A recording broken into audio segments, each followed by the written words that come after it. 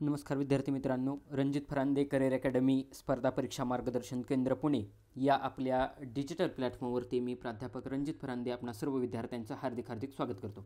विद्यार्थी मित्रांनो, काही टेक्निकल एरर असल्यामुळं काही आपण 2-4 दिवस लेक्चर टाकू शकलो नाही, परंतु आगामी काळामध्ये ज्या काही परीक्षा होणार आहेत, जसं की मुंबई पोलीस भरतीचा पेपर बाकी आहे, 1 डिसेंबरला राज्यसेवा पूर्व परीक्षा आहे, त्याच्यानंतर 5 जानेवारीला गट ब कंबाईनचा पेपर आहे, त्याच्यानंतर 2 फेब्रुवारीला गट क चा कंबाईनचा पेपर आहे.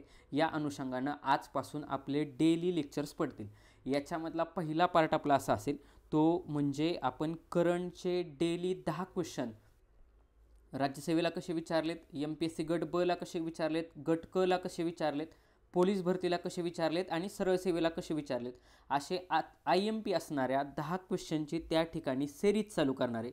ही आपली करंटची सिरीज रेग्युलरली तुम्हाला त्या ठिकाणी 10 क्वेश्चनची तुम्हाला पाहायला भेटेल. याच्यामध्ये आपण करंट प्लस स्टॅटिक डाटा अशा दोन्ही अनुषंगाने त्या ठिकाणी लेक्चर घेणार आहोत.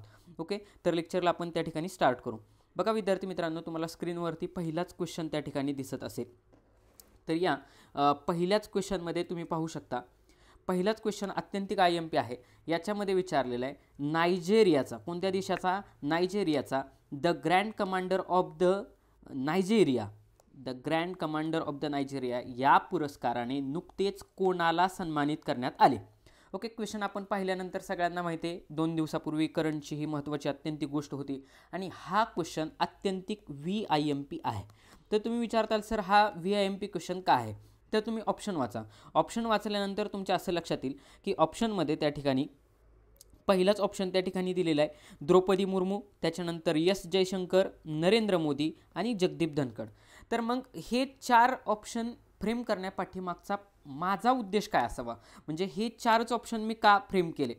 आता बघा की एखाद्या देशाचा सर्वोच्च नागरी सन्मान पुरस्कार असेल तर तो एकतर आपल्या देशाच्या राष्ट्रपतीला दिला जाईल, उपराष्ट्रपतीला दिला जाईल, पंतप्रधानाला दिला जाईल किंवा एखादं जे काही परराष्ट्र खातं असतं त्या व्यक्तीला त्या ठिकाणी तो दिला जाऊ शकतो. ओके, या अनुषंगानं पहिलाच ऑप्शन मी द्रौपदी मुर्मू टाकलेला आहे. त्याचं कारण असं की द्रौपदी मुर्मू ह्या भारताच्या राष्ट्रपती आहेत.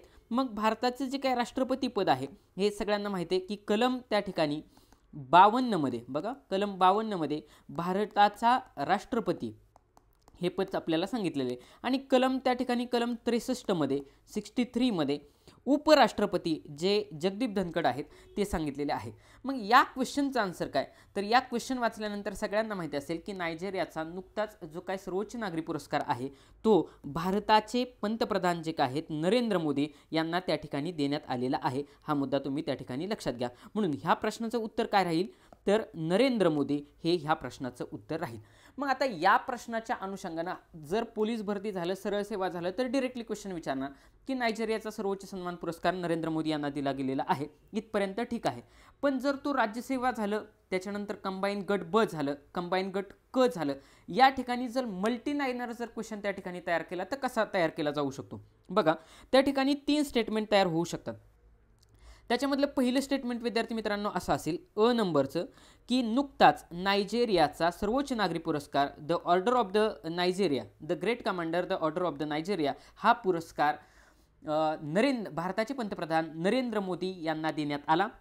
बी स्टेटमेंट असं असू शकतं की हा नरेंद्र मोदी यांना हा भेटलेला 16व्या क्रमांकाचा पुरस्कार आहे, असं ब स्टेटमेंट असेल. आणि क स्टेटमेंट असं असू शकतं की नायजेरियानं पहिल्यांदाच कोणत्या तरी परदेशी व्यक्तीला, काय मी म्हटलं, नायजेरियानं पहिल्यांदाच म्हणजे फर्स्ट टाइमच नायजेरियानं कोणत्या तरी परदेशी व्यक्तीला हा पुरस्कार देण्यात आलेला आहे. तर वरीलपैकी बरोबर विधान कोणतं, असा त्या ठिकाणी मल्टीलाइनर स्वरूपाचा क्वेश्चन तयार होऊ शकतो. मग आता विद्यार्थी मित्रांनो तुम्ही नीट लक्षात घ्या की नायजेरियानं देशानं हा जो काही सर्वोच्च नागरी पुरस्कार नरेंद्र मोदी जे आहेत आपल्या भारताचे पंतप्रधान त्यांना दिलेला आहे, तर तो नरेंद्र मोदी यांना भेटलेला 17व्या क्रमांकाचा पुरस्कार आहे. कितव्या क्रमांकाचा, 17व्या क्रमांकाचा पुरस्कार आहे. म्हणजे नरेंद्र मोदी यांना आत्तापर्यंत 17 भारतातून टोटल बाहेरच्या देशाचे टोटल 17 पुरस्कार त्या ठिकाणी भेटलेले आहेत. हा मुद्दा तुम्ही व्यवस्थित लक्षात घ्या.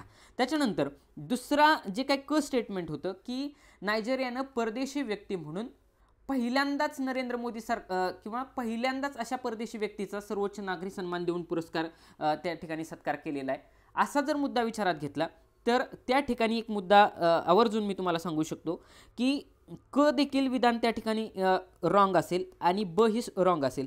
क स्टेटमेंटमध्ये काय सांगितलं मी की ती पहिलीच व्यक्ती की ज्याला नायजेरियाने हा पुरस्कार दिला, तर ती पहिली व्यक्ती नसून ती दुसरी व्यक्ती आहे. म्हणजे नरेंद्र मोदी हे दुसरे व्यक्ती आहेत. कसे दुसरे व्यक्ती? त्याचं कारण असं की नायजेरियाचा पहिला परदेशी पुरस्कार, बघा, परदेशी व्यक्तींना दिला गेलेला पहिला नायजेरियाचा पुरस्कार हा राणी एलिझाबेथ यांना दिलेला आहे. कोणाला? राणी एलिझाबेथ.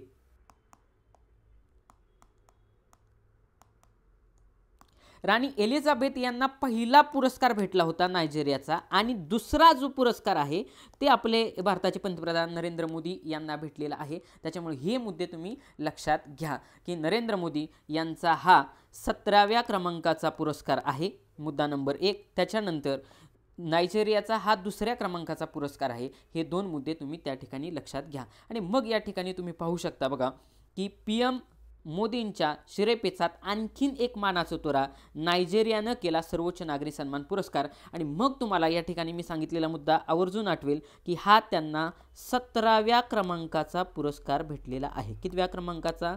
17व्या क्रमांकाचा परदेशी पुरस्कार नरेंद्र मोदी यांना तुम्ही पाहू शकता. हे नायजेरियाचे जे काही पंतप्रधान असतील किंवा राष्ट्रपती कोण असतील त्यांच्याकडून नरेंद्र मोदी हे ते PM नरेंद्र मोदी त्या ठिकाणी सत्कार स्वीकारताना आपल्याला पाहायला दिसत आहेत. ओके, पुढचा क्वेश्चन. हा देखील क्वेश्चन विद्यार्थी मित्रांनो IMP आहे. का IMP आहे? याचं कारण असं की ह्या ठिकाणी दोन वेगवेगळे क्वेश्चन त्या ठिकाणी विचारले जात असतात. आता बघा क्वेश्चन बघा तुम्ही. गोव्यात, कुठं? गोव्यात होणाऱ्या आंतरराष्ट्रीय चित्रपट महोत्सव ज्याला IFFI 2024 IFFI, मी मराठीमध्ये पण त्या ठिकाणी लिहिलेले IFFI, ज्याला तुम्ही यदा कदाचित IFFI न देता त्याला IFFI असं पण म्हटलं जातं बरं का.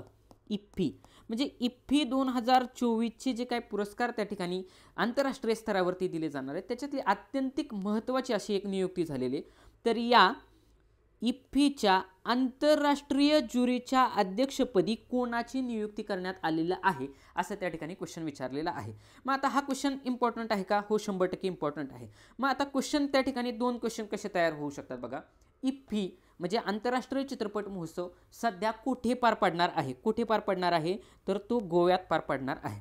तर ह्या गोव्यात पार पडणाऱ्या ह्या IFFIच्या आंतरराष्ट्रीय ज्युरीच्या अध्यक्षपदी कोणाची नियुक्ती करण्यात आली? आता आपण ऑप्शन वाचू. मी चारही ऑप्शनला एकदम नजर टाकली. बघा, मी चारही ऑप्शनला एकदम नजर टाकली.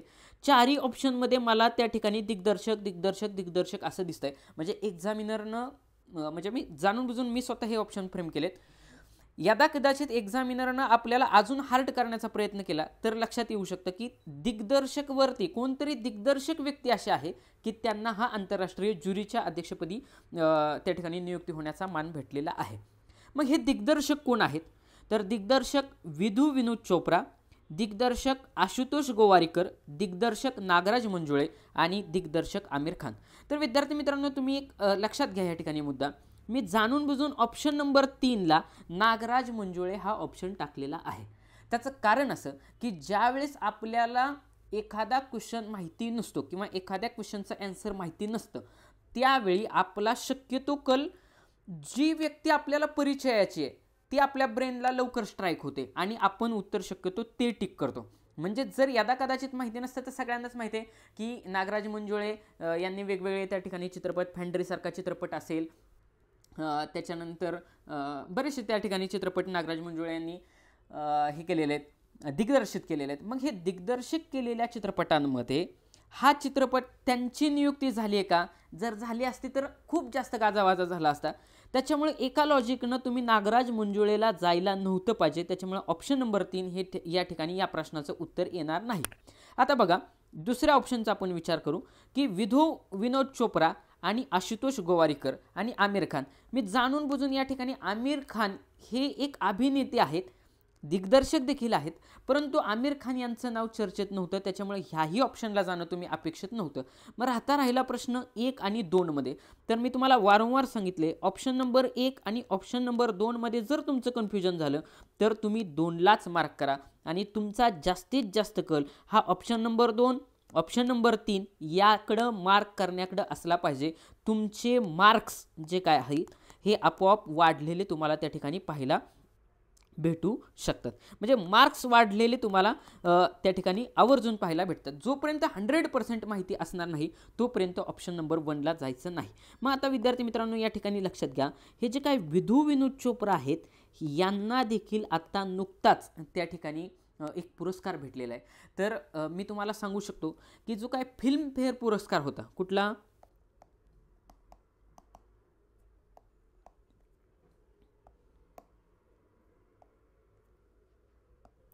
फिल्मफेअर जो काय पुरस्कार आहे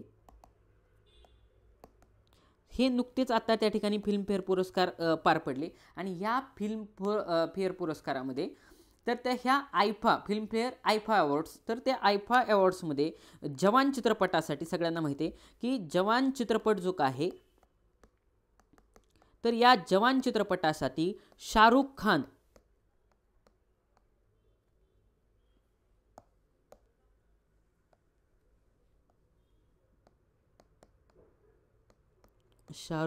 जे काय आहेत ह्या शाहरुख खान यांना सर्वोत्कृष्ट अभिनेता, बघा सर्वोत्कृष्ट अभिनेता याचा पुरस्कार त्या ठिकाणी भेटलेला आहे. राणी मुखर्जी यांना सर्वोत्कृष्ट अभिनेत्रीचा पुरस्कार भेटलेला आहे आणि जो काय ॲनिमल नावाचा चित्रपट आहे, कुठला ॲनिमल नावाचा चित्रपट आहे त्या ॲनिमल चित्रपटाला सर्वोत्कृष्ट चित्रपटाचा त्या ठिकाणी पुरस्कार भेटलेला आहे. हे 5-6 मुद्दे देखील मी तुम्हाला सांगितले आणि त्याच पुरस्कारामध्ये विनोद चोप्रा यांना सर्वोत्कृष्ट दिग्दर्शकाचा पुरस्कार भेटलेला आहे. मग या प्रश्नाचं उत्तर काय, तर तुम्ही खाली त्या ठिकाणी पाहू शकता. मी जाणून बुजून त्या ठिकाणी त्यांचा फोटो टाकलेला आहे. निर्माता आशुतोष गोवारीकर, बघा निर्माता आशुतोष गोवारीकर यांची इफ्फी 2024च्या आंतरराष्ट्रीय ज्युरीच्या अध्यक्षपदी त्या ठिकाणी नियुक्ती झालेली आहे. म्हणजेच या फोटोवरून आता तुमच्या विद्यार्थी मित्रांनो लक्षात येईल या वरचा जो काय क्वेश्चन होता या प्रश्नाचं उत्तर हे ऑप्शन नंबर 2 दिग्दर्शक आशुतोष गोवारीकर हे असणार आहे. हा मुद्दा तुम्ही त्या ठिकाणी लक्षात घ्या. ओके, तिसऱ्या नंबरचा क्वेश्चन, साहित्य जीवनगौरव पुरस्कार, कुठला साहित्य जीवनगौरव पुरस्कार खालीलपैकी कोणाला जाहीर करण्यात आला. आता हे देखील ऑप्शन फ्रेम करत असताना मी जाणून बुजून ऑप्शन व्यवस्थित फ्रेम केलेत. का तर बघा, भारत सासने, देविदास सौदागर, आह साळुंके आणि शरद जावडेकर असे 4 ऑप्शन त्या ठिकाणी फ्रेम केलेले. का तर विद्यार्थी त्या ठिकाणी फसावा हा माझा एक उद्देश आहे. दुसरी गोष्ट की ज्यावेळेस आपल्याला क्वेश्चन माहिती नसतो किंवा एखाद्या व्यक्तीवरती जर क्वेश्चन विचारला जात असेल तर शक्यतो व्यक्तिविशेषवरती विचारलेल्या क्वेश्चनचं उत्तर हे ऑप्शन नंबर 3ला असतं. आता आपण क्वेश्चन नीट वाचू. साहित्य जीवनगौरव पुरस्कार कोणाला भेटलेला आहे. या ठिकाणी विद्यार्थी मित्रांनो नीट लक्षात घ्या की साहित्य अकादमी हे पुरस्कार वेगळे आहेत. बघा, साहित्य अकादमी जे काय पुरस्कार देते त्याच्यामध्ये साहित्य अकादमी पुरस्कार जे काय 2024चे आहेत ते कोणाकोणाला दिले गेलेले आहेत हा मुद्दा वेगळा आहे आणि साहित्य जीवन गौरव हा मुद्दा तुम्ही नीट लक्षात घ्या. जीवन गौरव, तर साहित्य जीवन गौरव ही गोष्ट वेगळी आहे. तर या ठिकाणी पहिले जर तुम्ही ऑप्शन वाचत आला भारत सासने, देविदास सौदागर, आह साळुंके आणि शरद जावडेकर तर लगेच तुमच्या लक्षात येईल. आता ह्या ठिकाणी मी मेन्शन पण केलं काय की साहित्य अकादमी 2024चे पुरस्कार, तर तुमच्या लगेच लक्षात येईल की ह्याच्यातले हे जे काही 2 व्यक्ती आहेत भारत सासने आणि देविदास सौदागर या दोघांना त्या ठिकाणी साहित्य अकादमी 2024चे पुरस्कार दिले गेलेले आहेत. मग त्या ठिकाणी विद्यार्थी मित्रांनो आपल्यासाठी क्वेश्चन असा आहे, हे जे काय भारत सासने आहेत सगळ्यांना माहिती आहे की भारत सासने यांना बाल साहित्यातील साहित्य अकादमी त्या ठिकाणी देण्यात आलेला आहे. कुठला बाल साहित्यातील साहित्य अकादमी त्या ठिकाणी नुकताच देण्यात आलेला आहे. मग तो कोणत्या कादंबरीसाठी देण्यात आलेला आहे तर बाल साहित्यामध्ये असणारा बघा भूत बंगला व शमशेर व शमशेर या 2 कादंबरीसाठी त्यांना भारत सासणे यांना बाल साहित्य अकादमी पुरस्कार 2024चा देण्यात आलेला आहे. आणि जे काही देवीदास सौदागर आहेत बघा, जे काही देवीदास सौदागर आहेत यांना साहित्य अकादमीचा पुरस्कार, मराठी साहित्य अकादमीचा पुरस्कार त्या ठिकाणी देण्यात आला. तर हे जे काय देवीदास सौदागर आहेत, ह्या देवीदास सौदागर यांच्या उसवन नावाची कादंबरी, कुठली उसवन नावाच्या कादंबरीला त्या ठिकाणी साहित्य अकादमीचा पुरस्कार देण्यात आलेला आहे. ह्या दोन्हीही कादंबऱ्या महत्त्वाच्या आहेत, ही दोन्हीही नावं महत्त्वाची आहेत. जर विद्यार्थी मित्रांनो तुमचं जे काही कन्फ्युजन होत असतं, साहित्य अकादमी पुरस्कार की साहित्य जीवन गौरव पुरस्कार, याच्यातलं कन्फ्युजन टाळण्यासाठी हे 2 ऑप्शन मी त्या ठिकाणी तयार केले. मग या पुरस्काराचं उत्तर काय आहे, तर मी तुम्हाला एक सांगितलं की कायम एक गोष्ट, एक ट्रिक लक्षात ठेवा की इतिहासामध्ये असेल, त्याच्यानंतर आपले चालू घडामोडी असतील किंवा हिस्ट्री असेल, या वेगवेगळ्या अर्थशास्त्र असेल, याच्यामध्ये जर एखाद्या व्यक्तीचं जर नाव विचारलं जात असेल किंवा सायन्समध्ये एखाद्या शास्त्रज्ञाचं नाव विचारले, तर एखाद्या व्यक्तीचं नाव विचारलं जात असेल म्हणजे क्वेश्चन हा जर व्यक्तिविशेषवरती असेल,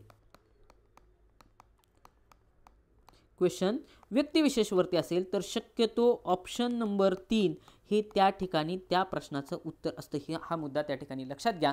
आणि म्हणून या प्रश्नाचं उत्तर ही मी जाणून बुजून तुम्हाला एक ट्रिकची पण सवय व्हावी, जर येत नसतं तुम्हाला तर ट्रिकची पण सवय व्हावी, ह साळुंके हे या प्रश्नाचं उत्तर राहील, साहित्य जीवन गौरव पुरस्कार.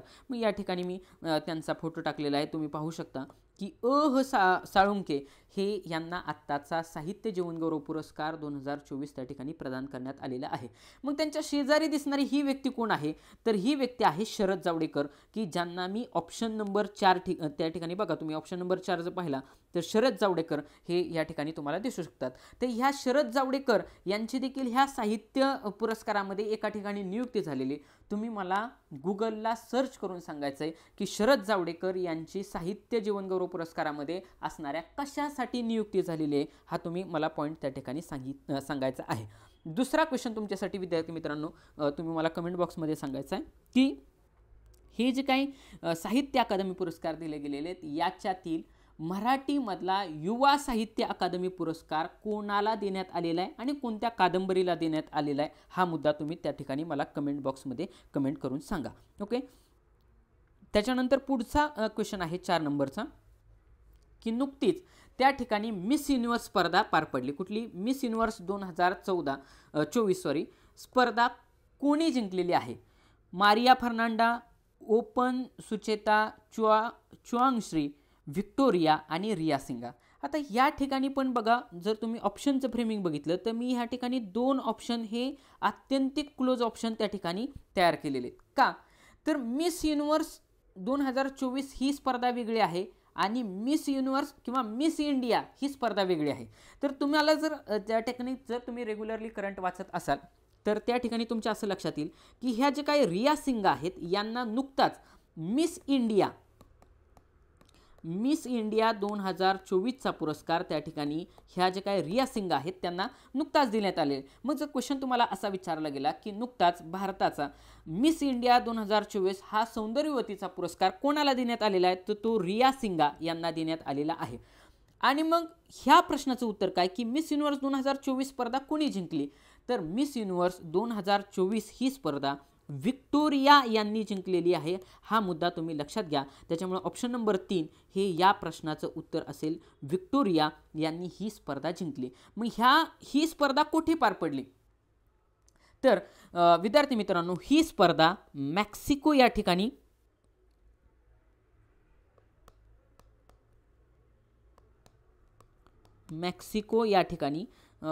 ही स्पर्धा पार पडली.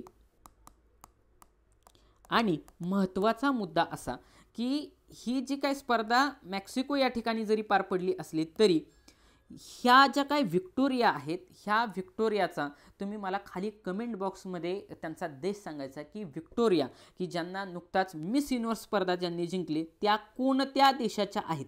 कारण पहिल्यांदाच त्या देशाला, बघा मी काय सांगतोय, पहिल्यांदाच त्या देशाच्या सौंदर्यवतीला पुरस्कार भेटलेला आहे. त्याच्यामुळं त्या व्यक्तीचा देश तुम्हाला माहिती असणं खूप जास्त इम्पॉर्टंट आहे. आणि मग ह्या व्हिक्टोरिया जे काय आहेत ह्या ठिकाणी तुम्ही पाहू शकता, त्यांचा मी इमेज पण त्या ठिकाणी घेतलेली आहे. नुकतीच ही मिस युनिव्हर्स स्पर्धा झालेली आहे आणि त्या स्पर्धेमध्ये ह्यांना व्हिक्टोरिया जे काय आहेत ह्यांना मिस युनिव्हर्स 2024चा तो जो काय क्राऊन आहे या ठिकाणी तुम्ही त्यांना परिधान केलेला त्यांना किंवा घातलेला त्या ठिकाणी तुम्ही पाहू शकता. ओके, पुढचा 5 नंबरचा क्वेश्चन. अमेरिकेचे राष्ट्राध्यक्ष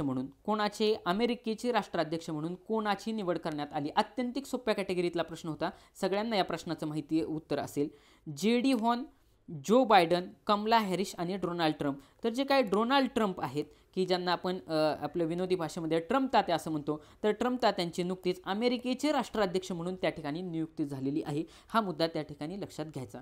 जर अमेरिकेची इलेक्शन त्या ठिकाणी म्हणजे इलेक्शन, भारताचं इलेक्शन आहे, अमेरिकेचं देखील त्या ठिकाणी इलेक्शन आहे, तर मग अमेरिकेचे जे काय डोनाल्ड ट्रम्प आहेत हे कोणत्या पक्षाचे आहेत? बघा, कोणत्या पक्षाचे आहेत हा मुद्दा तुम्ही मला त्या ठिकाणी कमेंट बॉक्समध्ये सांगायचा की अमेरिकेचे जे काय राष्ट्राध्यक्ष डोनाल्ड ट्रम्प हे कोणत्या पक्षाचे आहेत आणि कोणत्या चिन्हावरती ते निवडून आलेले आहेत. मी तुम्हाला ऑप्शन देऊ शकतो, गाढव, बैल, घोडा आणि किटली असे ऑप्शन त्या ठिकाणी तुम्ही घेऊ शकता. तर लक्षात घ्या, डोनाल्ड ट्रम्प यांची नुकतेच अमेरिकेचे राष्ट्राध्यक्षपदी त्या ठिकाणी नियुक्ती झालेली आहे. त्याच्यानंतर अत्यंतिक VIMP असणारा क्वेश्चन जो मला वाटतो IMP क्वेश्चन आहे, VIMP क्वेश्चन. 2024 सालचा बुकर पुरस्कार कोणाला देण्यात आलेला आहे? बघा, त्याच्याच खालचाच क्वेश्चन 7 नंबरचा जर तुम्ही पाहिला तर 7 नंबरच्या क्वेश्चनमध्ये तुम्हाला दिसेल 2024चा आंतरराष्ट्रीय बुकर पुरस्कार कोणाला देण्यात आलेला आहे. असे 2 मुद्दे मी पॅरलली एकाखाली एक घेतलेले आहेत. का तर विद्यार्थी मित्रांचं कन्फ्युजन त्या ठिकाणी होऊ नये की बाबा नक्की कोणाला पुरस्कार भेटलेला आहे. तर तुम्ही खाली ऑप्शन वाचू शकता, Samantha Harvey, David baker, Paul lynch आणि गीतांजली श्री. तर हा जो 2024चा बुकर पुरस्कार आहे तो बुकर पुरस्कार हा समंथा हार्वे यांना भेटलेला आहे. हा मुद्दा तुम्ही लक्षात घ्यायचा. सरळ सरळ नावपाठ करायचं, समंथा हार्वे यांना 2024चा बुकर पुरस्कार भेटलेला आहे. तर हा जो काही बुकर पुरस्कार असतो हा बुकर पुरस्कार हा प्युअरली जे काही इंग्रजी साहित्य असतं, बघा, जे काही इंग्रजी साहित्यासाठी त्या ठिकाणी दिला जातो. इंग्रजी साहित्यासाठी हा पुरस्कार दिला जातो, ट्रान्सलेशनसाठी दिला जात नाही. 2024चा बुकर पुरस्कार हा समंता हार्वे यांना त्या ठिकाणी देण्यात आलेला आहे. आणि मग या ठिकाणी तुम्ही पाहू शकता हा समंता हार्वे यांचा फोटो त्या ठिकाणी मी घेतलेला आहे. आणि सगळ्यात महत्त्वाची गोष्ट म्हणजे ह्या ठिकाणी त्यांच्या हातामध्ये हा एका हातामध्ये पुरस्कार आहे आणि एका हातामध्ये तो कोणत्या कादंबरीला भेटलेला आहे ती कादंबरी त्यांच्या हातामध्ये तुम्ही पाहू शकता. आणि मग विद्यार्थी मित्रांनो तुम्ही लक्षात घ्या की जी काय कादंबरी आहे त्याचं नाव देखील आपण त्या ठिकाणी लिहू शकतो. तर ऑर्बिटल नावाची कादंबरी, कुठली? ऑर्बिटल.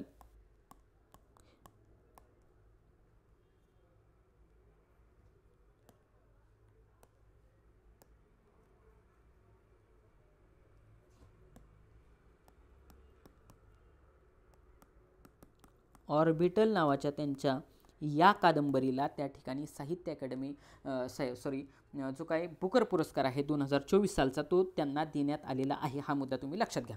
म्हणजे ही जी काय कादंबरी क्वेश्चन ह्या ठिकाणी 2 तयार झाले की बुकर पुरस्कार जो 2024चा आहे तो कोणाला देण्यात आला? समंता हार्वे यांना देण्यात आला. आणि कोणत्या कादंबरीसाठी देण्यात आलेला हा मुद्दा तुम्ही लक्षात घ्या. त्याचबरोबर आता पुढचा क्वेश्चन 7 नंबरचा क्वेश्चन. आता बुकर पुरस्कार ह्या ठिकाणी पण बुकर पुरस्कार म्हटले, याच्यामध्ये एक्स्ट्रा एवढंच आहे की आंतरराष्ट्रीय बुकर पुरस्कार. बुकर पुरस्कार आणि आंतरराष्ट्रीय बुकर पुरस्कार याच्यामध्ये काय फरक आहे हा फरक आपल्याला माहिती असला पाहिजे. तर हा जो काय आंतरराष्ट्रीय बुकर पुरस्कार आहे विद्यार्थी मित्रांनो, तर हा आंतरराष्ट्रीय बुकर पुरस्कार हे एखादं पुस्तक जर ट्रान्सलेट केलं तर जो काय ज्याचं ते पुस्तक आहे आणि ज्याने ते ट्रान्सलेट केले अशा 2 व्यक्तींना देण्यात येतं. ट्रान्सलेशन म्हणजे त्याला आपण अनुवादित असं म्हणू शकतो. म्हणजे अनुवादित केलेलं जे काय पुस्तक आहे ते हे दोन व्यक्तींना ह्या ठिकाणी ते पुरस्कार हा दिला जाणार आहे. कोणत्या 2 व्यक्तींना? पहिलं म्हणजे ज्यांनी ते पुस्तक लिहिलेलं आहे किंवा ज्यांचं ते साहित्य आहे त्या व्यक्तीला, आणि दुसरं म्हणजे ज्याने कोणी ते ट्रान्सलेट केले इंग्रजीमध्ये. भाषा त्याची महत्त्वाची. इंग्रजीमध्ये ट्रान्सलेट केलेल्या त्या भाषेला त्या ठिकाणी हा पुरस्कार दिला जातो. आणि तुम्ही विद्यार्थी मित्रांनो ह्या ठिकाणी ऑप्शन पाहू शकता. मी जाणून बुजून 2 ऑप्शन फार क्लोज टाकलेले आहेत. ऑप्शन नंबर 1 बघा आणि ऑप्शन नंबर 2 बघा. समंता हार्वे आणि जेनी हर्पेनबेक. मग समंता हार्वे की जेनी हर्पेनबेक या दोघांपैकी कोणाला भेटलेलं आहे? आता या ठिकाणी पण पुन्हा तोच मुद्दा आला. 1 आणि 2 मध्ये जर कन्फ्युजन झालं तर तुम्ही ऑप्शन नंबर 2लाच त्या ठिकाणी टिक केलं पाहिजे. 1 नंबरचं ऑप्शन तुम्हाला शुअरली माहिती असल्याशिवाय तुम्ही त्या ठिकाणी टिक करता कामा नये. हा मुद्दा तुम्ही लक्षात घ्या. हा जो काही समंता हार्वे आहे ह्यांना आपण आत्ताच नुकताच पाहिला की नसता फक्त बुकर पुरस्कार आहे हा समंता हार्वे यांना देण्यात आलेला आहे. तर ज्या काही आंतरराष्ट्रीय बुकर पुरस्कार आहे तर तो आंतरराष्ट्रीय बुकर पुरस्कार जेनी हर्पेनबेक यांना त्या ठिकाणी देण्यात आलेला आहे. हा मुद्दा तुम्ही त्या ठिकाणी लक्षात घ्या. मग हे जे काही जेनी हर्पेनबेक आहेत ह्या कोणत्या देशाचा आहेत हा देखील प्रश्न त्या ठिकाणी विचारला जाऊ शकतो. तर त्या जर्मनी या देशाच्या आहेत आणि पहिल्यांदाच कोणत्या तरी जर्मनी लेखिकेला हा पुरस्कार त्या ठिकाणी भेटलेला आहे. हा मुद्दा तुम्ही लक्षात घ्या. ओके, पुढचा पॉईंट हा त्या ठिकाणी ज्या काही जेनी हर्पेनबेक आहेत त्यांची इमेज तुमच्या लक्षात राहावी यासाठी मी घेतलेली आहे. ओके, तर तुम्हाला माझ्याकडून एक क्वेश्चन असा की जर आंतरराष्ट्रीय बुकर पुरस्कार हा जेनी हर्पेनबेक या जर्मनी लेखिकेला भेटलेला आहे, त्यांचं ते साहित्य आहे, तर तुमच्यासाठी तुम्ही मला कमेंट बॉक्समध्ये कमेंट करून सांगायचं आहे की हा जो काय ते पुस्तक जे जेनी हर्पेनबेक यांनी लिहिलेले ते अनुवादित कोणी केलेले हा मुद्दा तुम्ही खाली मला कमेंट बॉक्समध्ये कमेंट करून सांगा की ते पुस्तक कोणी अनुवादित केलेलं आहे. ओके, पुढचा क्वेश्चन 8 नंबरचा. आता या ठिकाणी मी रोज 10 क्वेश्चन करंटचे, आता ही आपली सिरीज चालू झालेली, याच्यामध्ये कोणताही खंड पडणार नाही. बाकी पोलीस भरतीचे असतील, MPSC गट ब गट क राज्यसेवेसाठी असेल, हे व्हिडिओ पॅरलली पडत राहतील. पण ही जी काही सिरीज आहे ही आपली डेली सिरीज त्या ठिकाणी 10 क्वेश्चनची पडत राहणार आहे. तुम्ही जास्तीत जास्त विद्यार्थी मित्रांपर्यंत आपले हे लेक्चर शेअर करा जेणेकरून तुमची एकदम प्रॉपर रिव्हिजन होऊ शकते. जास्तीत जास्त विद्यार्थी त्या ठिकाणी जोडले जाऊ शकतात. आपले डिजिटल बोर्डला पण काही लेक्चर होणार, काही लेक्चर अशा स्वरूपात टॅबमध्ये होणार, काही OBS सॉफ्टवेअरवरती होणार. अशा स्वरूपामध्ये आपण आपल्या अकॅडमीचं विद्यार्थ्यांच्या हितास्तव आपले हे कामकाज त्या ठिकाणी चालू राहणार आहे. तर सबस्क्राईब करायला आपल्या अकॅडमीला विसरू नका. रणजित फरांदे अकॅडमी, त्याच्यातला महत्त्वाचं म्हणजे आपला टेलिग्राम चॅनल आहे. या लेक्चरची लगेच म्हणजे करंटचं लेक्चर झालं की लगेच 1-5 मिनिटामध्ये त्याची PDF तुम्हाला त्या ठिकाणी आपल्या टेलिग्राम ग्रुपला टाकलेली दिसेल. त्याच्यामुळे प्रत्येकाने ज्याने कोणी जॉईन केला नसेल त्याने आपला टेलिग्राम ग्रुप जॉईन करा. दुसरी गोष्ट, आपल्या अकॅडमीला सबस्क्राईब करा. सबस्क्राईब केलेल्याचा फायदा असा होणार आहे की मी रोज डेली एक 5-5, 10-10 प्रिव्हियस इयर क्वेश्चन आहेत त्याची पोस्ट म्हणून जो ऑप्शन असतो त्या पोस्टला मी ते क्वेश्चन टाकणार आहे की जेणेकरून तुमचे 5-5, 10-10 क्वेश्चन ते सोडवून हवेत. सेम त्याच पद्धतीचे क्वेश्चन तुम्हाला इकडे टेलिग्राम ग्रुपला पण त्या ठिकाणी पाहायला भेटतील. त्याच्यामुळे तुम्ही टेलिग्राम ग्रुप आणि आपला यूट्यूब चॅनल त्या ठिकाणी सबस्क्राईब करा जेणेकरून क्वेश्चन पडल्यानंतर लगेच तुम्हाला नोटिफिकेशन भेटू शकतं. आता 8 नंबरचा क्वेश्चन. सिंगापूर ओपन स्नूकर 2024चे विजेतेपद कोणाला भेटलेले आहे? स्पर्धा कुठली आहे? स्नूकर नावाची स्पर्धा आहे. आणि विद्यार्थी मित्रांनो याच्यासाठी एकच नाव खूप IMP आहे आणि हे नाव 2 वेळा त्या ठिकाणी, आता आपलं परत खाली एकच गोष्ट लक्षात ठेवा, स्नूकर आणि बिलियार्ड्स हे 2 खेळ आहेत त्याच्यासाठी जगामध्ये सगळ्यात प्रसिद्ध असणारं आणि विशेषतः भारताचा अभिमान असलेलं एकच नाव आहे, ते म्हणजे आहे पंकज अडवाणी यांचं. कोणाचं? पंकज अडवाणी. म्हणून हा सिंगापूरचा, बघा कुठला, सिंगापूरचा ओपन स्नूकर पुरस्कार हे भारताचे स्नूकरपटू किंवा बिलियार्ड्सपटू पंकज अडवाणी यांना भेटलेला आहे. हा मुद्दा तुम्ही त्या ठिकाणी लक्षात घ्या. ऑप्शन नंबर 3लाच मी हे ऑप्शन ठेवलेले आहे. का तर तुम्हाला एक सवय लागावी की जर एखाद्या व्यक्तिविशेषवरती, इतिहासामध्ये ह्या ट्रिकचा खूप जास्त फायदा होतो आणि ट्रिक लॉजिक हे ज्या ठिकाणी आपल्याला उत्तर येत नाही त्या आणि त्याच ठिकाणी वापरायचं आहे. जिथं आपल्याला 100% येतं त्या ठिकाणी ट्रिक लॉजिक वापरायचं नाही. व्यक्तिविशेषवरती हा क्वेश्चन चाललेला आहे आणि व्यक्तिविशेषवरती क्वेश्चन चालल्यामुळे तुम्हाला मी ऑप्शन नंबर 3ला हा ऑप्शन त्या ठिकाणी फ्रेम केलेला पाहायला दिसू शकतो. ओके, मग हे पंकज अडवाणी हे नक्की काय, बिलियार्ड्स काय आहे, स्नूकर काय आहे, तर जाणून बुजून मी तुम्हाला हा फोटो टाकलेला आहे. आता ह्या फोटोवरून तुमच्या लक्षात येईल हे पंकज अडवाणी दिसते का, हे बिलियार्ड्स नावाचा खेळ आहे. त्याच्यामध्ये त्या गोलमध्ये तो बॉल त्या ठिकाणी ह्या स्टिकनं ढकलायचा वगैरे असा तो खेळ असतो. अत्यंत स्टँडर्ड लोक अशा पद्धतीचे खेळ खेळत असतात. ओके, पुढचं 9 नंबरचा क्वेश्चन. आता 9 नंबरचा क्वेश्चन बघा. अभिनेता सोनू सूद. बघा सोनू सूद म्हणलं की लगेच तुमच्या डोळ्यासमोर तो एक खाली साऊथ इंडियन विलन आहे. दुसरी महत्त्वाची गोष्ट आदिवासी हेअर ऑइल आहे. त्याच्या संदर्भात देखील ब्लड डोनेशन कॅम्प आहे. अत्यंत चांगलं काम समाजासाठी त्यांनी केलेलं आहे आणि म्हणूनच या अभिनेता सोनू सूद यांची कोणत्या देशाच्या पर्यटन विभागाने ब्रँड ॲम्बॅसेडर म्हणून त्या ठिकाणी नियुक्ती केलेली आहे.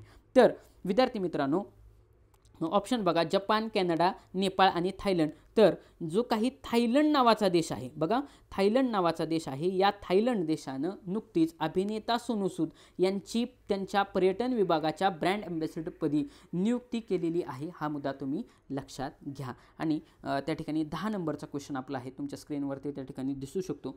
अत्यंतिक IMP क्वेश्चन आहे. याच्यावरती क्वेश्चन विचारण्याचे दाट चान्सेस मला त्या ठिकाणी दिसतात. कोणत्या देशात कॉप, ज्याला यदा कदाचित COP असं पण तुम्हाला देऊ शकतात, COP29 किंवा असं देतील COP29 ची बैठक आयोजित करण्यात आलेली आहे. आता खरी आपण ऑप्शन वाचू. अफगाणिस्तान, अझरबैजान, बाकू आणि संयुक्त अरब अमिराती, ज्याला UAE असं म्हणतात. मग ह्या 4 पैकी उत्तर कुठलं आहे? तर बघा, एक्झामिनरनं जाणून बुजून जो काही हित अ दिलाय म्हणजे या 2 ऑप्शनमध्येच तुम्हाला उत्तर ठेवण्याचा प्रयत्न केला आहे. म्हणजे या 2 ऑप्शनला तुम्ही फोकस केलं पाहिजे. बघा, मी एक्झामिनर क्वेश्चन कसे सेट करत असतो अगदी त्या पद्धतीने क्वेश्चन सेट करण्याचा प्रयत्न केला आहे. अफगाणिस्तान आणि अझरबैजान हे ठेवण्याच्या पाठीमागचा उद्देश माझा एवढाच आहे की एक्झामिनर तुम्हाला सेम तसंच फसवतो. कारण एखाद्या विद्यार्थ्याला फक्त एवढंच आठवत असतं की यार वरून कुठला तरी देश आहे, त्या देशामध्ये आत्ताची कॉप ही परिषद कशासाठी आहे, तर ही आहे पर्यावरणाच्या संदर्भात, ज्याला क्लायमेट चेंज असं म्हणतो. पर्यावरण संदर्भात ही त्या ठिकाणी जी काय बैठक आहे, पर्यावरण संदर्भात बैठक ही त्या ठिकाणी आयोजित केली जाते. की COP29 मध्ये वेगवेगळे त्या ठिकाणी ध्येयधोरणं त्या ठिकाणी सुचवली जातात. तर जे काही ह्या प्रश्नाचं उत्तर नीट लक्षात घ्या. अझरबैजानच्या बाकू या ठिकाणी, कुठं अझरबैजानच्या बाकू या ठिकाणी COP29 त्या ठिकाणी आत्ता बैठक आयोजित करण्यात आलेली आहे. नोव्हेंबर महिन्यामध्ये ती बैठक होणार आहे. मग आता हित प्रश्न उत्तर बाकू की अझरबैजान असं कन्फ्युजन तुमचं 100% होणार. बघा, 100% अझरबैजान की बाकू असं कन्फ्युजन होणार. मग बाकू पण उत्तर आहे आणि अझरबैजान पण उत्तर आहे. मग एक्झामिनर असं का फ्रेम करतोय? त्याच्या पाठीमागं कारण असं, तुम्ही क्वेश्चन नेट वाचा विद्यार्थी मित्रांनो. हिथं काय विचारले? कोणत्या देशात विचारले. बाकू हा देश आहे का? बाकू हा देश नाही, त्याच्यामुळे हा ऑप्शन उत्तर येणार नाही. या प्रश्नाचं उत्तर अझरबैजानमध्ये COP29 ही परिषद त्या ठिकाणी होणार आहे. हा मुद्दा तुम्ही लक्षात घ्या. मग या ठिकाणी जो काही ऑप्शन तुम्हाला दिसत असेल, संयुक्त अरब अमिराती, ज्याला UAE असं म्हणतात, तर हा UAE ऑप्शन का टाकलाय? का असाच टाकलाय? असाच टाकला ना विद्यार्थी मित्रांनो, कारण याच्या अगोदरची जी काही COP28 झालेली, किती COP28 ही परिषद बघा, COP28 ही परिषद संयुक्त अरब अमिराती UAE या ठिकाणी पार पडलेली आहे. हा मुद्दा तुम्ही लक्षात घ्या. ओके, पुढचा क्वेश्चन 11 नंबरचा. आता 11 नंबरचा क्वेश्चन पाहत असताना तुमच्या विद्यार्थी मित्रांनो एक लक्षात येईल की IBSF जागतिक बिलियार्ड्स चॅम्पियनशिपचे 28वे जागतिक विजेतेपद कोणी पटकावलेले आहे असा क्वेश्चन त्या ठिकाणी विचारलेले. कुठली स्पर्धा आहे? बिलियार्ड्स नावाची चॅम्पियनशिप आहे. कुठली आहे? जागतिक लेवलच्या म्हणजे जागतिक बिलियार्ड स्पर्धेमध्ये जर एखाद्याला पदक भेटत असेल तर त्या ठिकाणी क्वेश्चन विचारणे जाण्याचे जास्तीत जास्त चान्सेस आहे. हा मुद्दा लक्षात घ्या. आणि तुम्हाला मी आत्ताच सांगितलं, स्नूकर असेल, बिलियार्ड्स असेल, तर त्याच्या संदर्भात एकच नाव लक्षात ठेवायचं, ते म्हणजे पंकज अडवाणी. ओके, त्यांचा फोटो पण पाठीमागे मी दाखवला. आणि ही स्पर्धा फार जास्त महत्त्वाची. आता MPSCला क्वेश्चन विचारत असताना डिरेक्टली असा विचारणार का? डिरेक्टली असा विचारणार नाही. ती ॲटलिस्ट अ आणि ब असे 2 स्टेटमेंट तयार करणार.